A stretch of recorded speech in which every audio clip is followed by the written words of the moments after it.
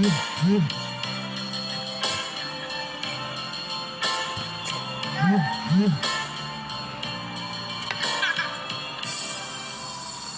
ីតកាលបណ្ដាលឲ្យចិត្តមិនស្ងប់ចង់ឲ្យក្រុមយ៉ាងត្រឡប់ចង់ឃើញមុខលោកពុកមានគុណអតីតកាលពុកអមលីសាយរែកពុន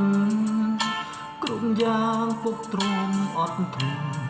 ដើម្បីគូនបានដូចគេឯងញើសដូចឈាមព្រមគ្រៀមកណ្ដាលថ្ងៃក្តៅដល់ទាំងមិនថាយប់ជ្រៅពុកតែនៅនេតនិតប្រឡាយកូននៅតូចលងលូព្រោះតែសំលេងលោកពុកបំពេឲ្យគេលងវងវិញក្រំស្បៃរាត្រីតែពេលនេះបាត់លោកពុកបាត់ពុកឆ្ងាយពីភក្ត្រាបាត់ពុកទៅណាមិនស្ដីកូនស្រែកហៅរកលោកពុកត្បៀមលោកមិនប្រណីទៀមទាមកដាច់និស័យឲ្យឃ្លី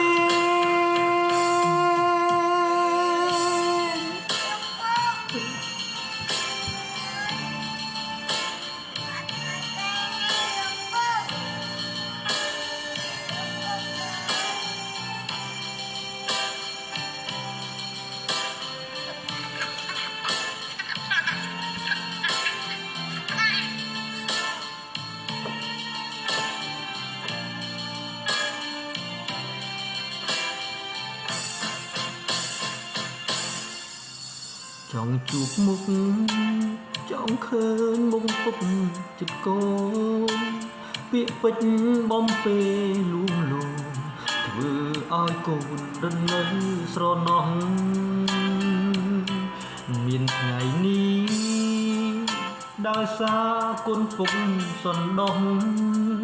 ទូមានអប់រំកូនប្រុសមិនឲ្យខំលួងធំដឹងក្តីតែពេលនេះក្លៀតលោកពុកក្លៀតពុកឆ្ងាយពីភក្ត្រា